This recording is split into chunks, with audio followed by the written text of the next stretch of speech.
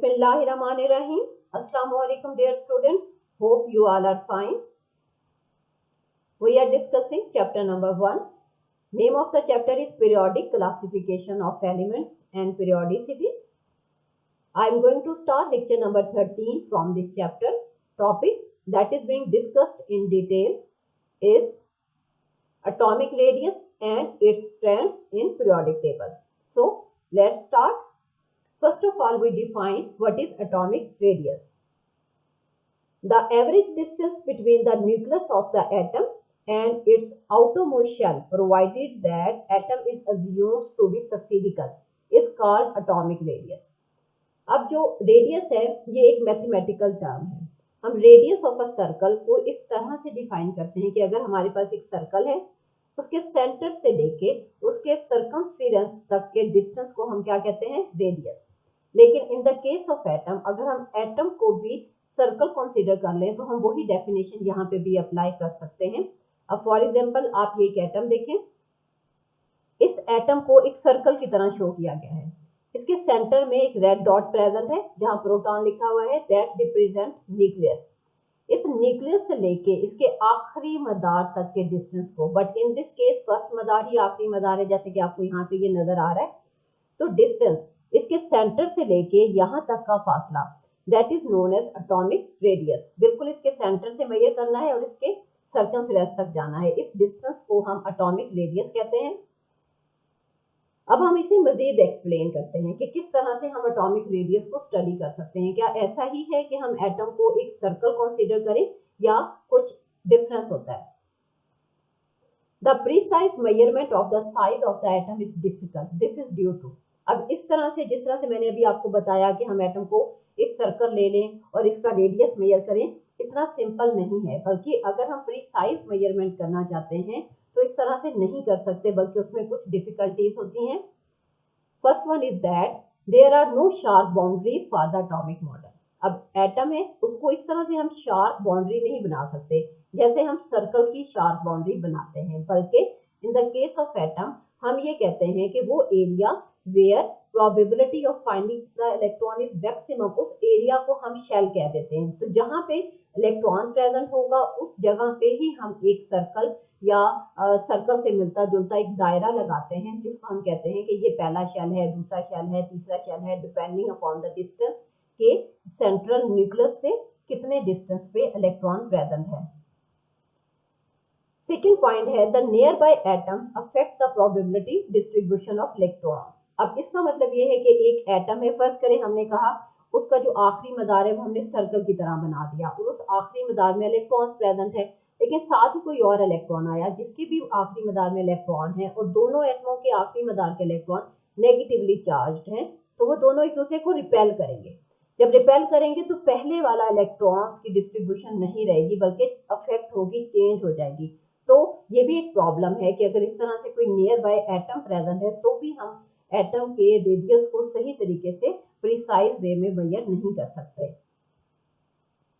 अब हम देखते हैं तो फिर किस तरह से हम इसे डिफाइन करें. अगर हमने एटॉमिक रेडियस को स्टडी करना है तो फिर एग्जैक्ट वे क्या होना चाहिए. हम इसको इस तरह से डिफाइन कर सकते हैं, 1/2 the distance between two nuclei in a diatomic molecule. अब डायटोमिक मॉलिक्यूल का मतलब आपको पता है, दो एटम आपस में मिलेंगे, एक बॉन्ड बनेगा और एज अ रिजल्ट हमारे पास डायटोमिक मॉलिक्यूल हासिल होगा. अब यहाँ पे फिग में देखें कि ये दो एटम है, एक ये एटम है और एक ये एटम है. ये दोनों एटम आपस में मिले और इन्होंने एक बॉन्ड बना लिया. अब एक डिस्टेंस है जो एक एटम के न्यूक्लियस और दूसरे एटम के न्यूक्लियस के दरमियान आपको दिख रहा है, that distance is D. For example यहाँ से यहाँ तक का जो फासला है ये डी कहलाता है और इस डिस्टेंस को हम इंटर न्यूक्लियर डिस्टेंस कहते हैं और हर पर्टिकुलर मॉलिक्यूल का ये फिक्स होता है. ठीक है. अब इस डिस्टेंस का आधा distance is known as the atomic radius. अब फॉर एग्जांपल यहाँ पे आप देखें, ये टोटल अगर d है, इसका हाफ लेंगे दैट इज डिवाइडेड बाय 2, तो वो किसके बराबर आएगा? इस r के बराबर आएगा. तो एटॉमिक रेडियस को हम इस तरह से डिफाइन करते हैं कि डायटोमिक मॉलिक्यूल हो और उस डायटोमिक मॉलिक्यूल में न्यूक्लियस के दरमियान जो डिस्टेंस प्रेजेंट है उसका हाफ लें, that half distance is the atomic radius of one atom. अब the units for the atomic radii are picometers equal to 10 raised to the power -12 meters. अगर हम यूनिट के लिहाज से बात करें तो एटॉमिक रेडियस क्योंकि बहुत स्मॉल होता है, इसको हम पिकोमीटर्स में मेजर करते हैं और ये 10⁻⁻⁻12 मीटर के इक्वल होता है। अब हम देखते हैं कि ये जो एटॉमिक रेडियस है ये किस तरह से पीरियोडिक टेबल के अंदर वेरिएशन शो करता है, वेरिएशन इन ग्रुप और वेरिएशन अलोंग पीरियड, इस चीज को अब हमने स्टडी करना है। The atomic radius increases from top to bottom within a group. एक पर्टिकुलर ग्रुप में पीरियोडिक टेबल में जब हम ऊपर से नीचे की तरफ ट्रैवल करें तो हमेशा एटॉमिक रेडियस इंक्रीज करता है। इसकी रीजन नंबर 1 ये है कि number of shells increases down the group. ये मैं अभी आपको एक्सप्लेन करती हूँ कि हर नए स्टेप पे एक नया शेल ऐड हो जाता है।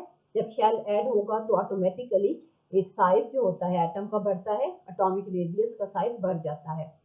सेकेंड पॉइंट ये है कि shielding effect increases down the group. इसके अलावा जो शील्डिंग इफेक्ट है वो इंक्रीज करता है। शील्डिंग इफेक्ट का मतलब ये है कि न्यूक्लियस और आखिरी मदार के इलेक्ट्रॉनों के दरमियान जो मुख्तलिफ मदारों में इलेक्ट्रॉन मौजूद हैं वो शील्ड करते हैं, यानी उस फोर्स ऑफ अट्रैक्शन को जो कि पॉजिटिवली चार्ज न्यूक्लियस और आखिरी मदार के इलेक्ट्रॉनों के दरमियान प्रेजेंट होती है। अब इस चीज को इस ट्रिक से हम एक्सप्लेन करते हैं। फॉर एग्जांपल इस एरो का मतलब है ये डाउन द ग्रुप हम जा रहे हैं। जब डाउन द ग्रुप हम जाते हैं कि फर्स्ट वन इज लिथियम, फिर सोडियम और फिर उसके बाद हमारे पास है पोटाशियम। आप नोट करें नीचे की तरफ जाते हुए साइज इंक्रीज कर रहा है। अब उसकी रीजन क्या है? अब इसके अंदर लिथियम में टोटल कितने इलेक्ट्रॉन हैं? 2 और 1। पहले मदार में 2, दूसरे मदार में 1। अब सोडियम की बात करें तो इसमें देखें टोटल कितने इलेक्ट्रॉन है? 2 8 1 यानी 11। पहले में कितने हैं? 2, दूसरे में 8 और 3 में कितने हैं? 1। अब यहाँ पे नेक्स्ट पोटाशियम की बात करें तो इसमें पहले में कितने हैं? 2, फिर 8, फिर 8 और फिर 1। इट मीन्स कि इन इलेक्ट्रॉनों को डिस्ट्रीब्यूट करने के लिए एक नया शेल ऐड होता है हर ग्रुप के अंदर। ये सिर्फ अल्कली मेटल्स शो की गई हैं। इसके अलावा पीरियोडिक टेबल में जितने भी ग्रुप्स हैं सारे के सारे ग्रुप्स के अंदर जब हम डाउन द ग्रुप जाते हैं तो हमेशा एक शेल इंक्रीज होता है।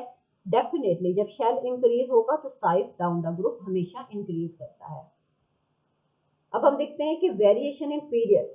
जब हम पीरियोडिक टेबल में बात करें कि पीरियड में किस तरह से साइज चेंज होता है तो हम कहते हैं कि हमेशा ये साइज जो एटॉमिक नंबर क्योंकि बढ़ता है तो साइज हमेशा डिक्रीज करता है। डाउन द ग्रुप हमेशा इंक्रीज करता है और अलोंग पीरियड्स हमेशा क्या करता है? डिक्रीज करता है। In a period the atomic number increases from left to right, the atomic radius decreases. इसके रीजन भी मैं अभी आपको बता देती हूँ। इसके रीजन क्या है? First one is that due to increase in nuclear charge. Nuclear charge हमेशा बढ़ता है जब हम पीरियड के अलोंग जाते हैं। सेकेंड पॉइंट है the number of shells remains the same. Shell वैसे ही रहेंगे, बढ़ते नहीं है। और third one is shielding effect remains the same. अब हम तीनों इन पॉइंट्स को नेक्स्ट स्लाइड पे डिस्कस करते हैं। अब यहाँ पे देखें तो यहाँ पे एक पीरियड शो किया गया है जिसका पहला मेंबर है लिथियम, दूसरा बेरिलियम, फिर बोरॉन, कार्बन, नाइट्रोजन, ऑक्सीजन और फ्लोरीन। अब गोल बॉल से आपको अंदाजा हो रहा होगा कि जब हम इस साइड पे मूव करते हैं तो साइज क्या हो रहा है? एटम्स का साइज डिक्रीज हो रहा है, यानी कि एटॉमिक रेडियस डिक्रीज हो रहा है। अब इसको हम इस तरह से एक्सप्लेन करते हैं। सबसे पहले लिथियम पे है। अगर आप नोट करें कि सेंटर में आपको एक येलो कलर का डॉट दिख रहा है, ये येलो कलर का डॉट न्यूक्लियस है। उसके बाद एक सर्कल दिख रहा है वो पहला मदार है। उसके बाद एक और सर्कल दिख रहा है वो दूसरा मदार है। अभी आप देखें इसमें बेरिलियम में आप नोट करें अगेन सेंटर में वही डॉट है जो कि न्यूक्लियस है, फिर पहला मदार फिर दूसरा मदार। आप बोरोन के केस में भी देखें सेंट्रल न्यूक्लियस के 2 मदार हैं, यहाँ पे भी 2 मदार हैं, 2 मदार हैं, यहाँ पे भी 2 हैं, यहाँ पे भी 2 हैं। यानी इट मीन्स पहला पॉइंट हमने जो डिस्कस किया वो ये है कि number of shells remain same, क्योंकि हर एक नेक्स्ट स्टेप पे एक इलेक्ट्रॉन ऐड होता है और वो उसी मदार में आके ऐड हो जाता है, कोई नया मदार नहीं आता। जब हम डाउन द ग्रुप देखते हैं तो हमेशा एक मदार होता है जो कि नया ऐड होता है जिससे साइज इंक्रीज करता है। बट इन दिस केस मदार नया कोई भी ऐड नहीं हुआ। जो इलेक्ट्रॉन ऐड होते हैं वो हमेशा उसी दूसरे मदार में ही, इस केस में इस पीरियड में दूसरे मदार में ही ऐड होते चले जाते हैं। अब यहाँ पे देखें एक पॉइंट था पीछे कि न्यूक्लियर चार्ज इंक्रीज करता है। ऑफ कोर्स यहाँ पे 3 इलेक्ट्रॉन है तो 3 ही प्रोटॉन थे इस केस में। यहाँ पे अगर 4 इलेक्ट्रॉन है तो 4 प्रोटॉन है। यहाँ पे अगर 5 इलेक्ट्रॉन है तो 5 ही प्रोटॉन है। यहाँ पे 6 7 8। अब आप देखें कि हर स्टेप के ऊपर क्योंकि एक इलेक्ट्रॉन ऐड हुआ तो साथ ही प्रोटॉन न्यूक्लियस के अंदर ऐड हुआ। अगर एक प्रोटॉन ऐड हुआ तो न्यूक्लियर चार्ज इंक्रीज हुआ। न्यूक्लियर चार्ज इंक्रीज हुआ तो वो न्यूक्लियर चार्ज इस इलेक्ट्रॉन को अपनी तरफ अट्रैक्ट कर रहा है, तो वो अट्रैक्शन हर स्टेप के ऊपर बढ़ जाती है। क्योंकि न्यूक्लियर चार्ज ज्यादा हो रहा है और अट्रैक्शन ज्यादा हो रही है, तो आखिरी मदार को एक इनवर्ट पुल यानी अंदर की तरफ एक खिंचाव सा पड़ता है, जिसकी वजह से आखिरी मदार ज्यादा फोर्स ऑफ अट्रैक्शन की वजह से, ये force of attraction between nucleus and outermost electron है, उनके फोर्स ऑफ अट्रैक्शन की वजह से वो ज्यादा से ज्यादा क्या करते हैं, अंदर की तरफ आखिरी मदार के इलेक्ट्रॉन पुल होते हैं, तो डेफिनेटली मदार का साइज भी छोटा हो जाता है। इसमें एक और पॉइंट ये था कि शील्डिंग इफेक्ट होता है। अब शील्डिंग इफेक्ट का मतलब ये है, जैसे फर्ज करें यहाँ पे देखें तो शील्डिंग इफेक्ट जो इंटरवीन करने वाले इलेक्ट्रॉन है ना, मसलन ये यहाँ इस केस में आप देखें कि ये आखिरी मदार उस तरह का इलेक्ट्रॉन उस तरह से अट्रैक्ट नहीं होगा इस न्यूक्लियस के साथ, क्योंकि बीच में दूसरे मदार का एक इलेक्ट्रॉन मौजूद है। तो ये तीन हमारे पास मुख्तलिफ पॉइंट्स हैं जिनको हम डिस्कस करते हैं, जो कि एटॉमिक साइज को लॉन्ग पीरियड कंट्रोल करते हैं। और ये जिस तरह से फिग में आपको नजर आ रहा है ना, ये आपको समझाने के लिए नजर आ रहा है कि साइज इस तरह से डिक्रीज हुआ है, otherwise size little bit decrease होता है, लेकिन हमेशा हर पीरियड के अंदर जब हम मूव करते हैं फ्रॉम लेफ्ट टू राइट तो साइज डिक्रीज ही होगा। और उसकी मेन रीजन यही होती है कि उसी ही मदार के अंदर इलेक्ट्रॉन ऐड होंगे और न्यूक्लियर चार्ज इंक्रीज होने की वजह से अट्रैक्शन बढ़ेगी, उस अट्रैक्शन की वजह से इनवर्ट पुल होगा और वो इलेक्ट्रॉन अंदर की तरफ खींचेंगे, जिसकी वजह से साइज जो है हमेशा कम हो जाएगा। जी, अब यहाँ पे इस पीरियोडिक टेबल में आपको आइडिया हो सकता है कि किस तरह से एटॉमिक साइज चेंज होता है। अब आप देखिए हर ग्रुप में आप नोट कर लें, जब डाउन द ग्रुप आएंगे तो साइज बढ़ा, मसलन पहले ग्रुप में इसके निस्बत ये देखें साइज मजीद बढ़ गया, मजीद मजीद मजीद बढ़ गया। क्यों? क्योंकि हर नए स्टेप के ऊपर हमेशा एक शेल ऐड हुआ। जब हम इस डायरेक्शन में आप देखेंगे तो इस डायरेक्शन में देखेंगे साइज इंक्रीज कर रहा है, ये साइज इंक्रीज कर रहा है और साइज डिक्रीज कर रहा है। और इस डिक्रीज करने के क्या रीजन है वो मैंने आपको इससे प्रीवियस स्लाइड पे डिटेल से समझा दिया कि क्यों ये डिक्रीज करता है। अब नेक्स्ट हम देखते हैं कि लैंथेनाइट कॉन्ट्रैक्शन क्या है। इनफैक्ट हम ये स्टडी कर रहे हैं कि एटॉमिक रेडियस किस तरह से डिक्रीज या इंक्रीज करता है। अब इन द केस ऑफ लैंथेनाइट भी कंट्रैक्शन होती है। अब साइज इनफैक्ट लैंथेनाइट के केस में, क्योंकि ये भी पीरियोडिक टेबल के नीचे एक पीरियड है लैंथेनाइट का और एक पीरियड है एक्टिनाइट का, इनके अंदर भी जब हम लॉन्ग पीरियड ट्रेवल करेंगे तो इनका भी साइज डिक्रीज करता है। उसके लिए हम टर्म इस्तेमाल करते हैं लैंथेनाइट कॉन्ट्रैक्शन की। This gradual reduction in the size of lanthanide is significant and called lanthanide contraction. In lanthanide series में भी gradual size reduce होता है जब हम उसी पीरियड में from left to right move करते हैं। The lanthanide contraction is greater than expected decrease in atomic radii of the elements in the lanthanide series. यानी कि जितना हम एक्सपेक्ट कर रहे होते हैं उससे ज्यादा डिक्रीज होता है। उसकी रीजन क्या है? लैंथेनाइड में भी होता है, इसी तरह से एक्टिनाइड में भी होता है, इसे लैंथेनाइड और एक्टिनाइड कॉन्ट्रैक्शन कहते हैं। अब यहाँ पे देखें ये लैंथेनाइड सीरीज है।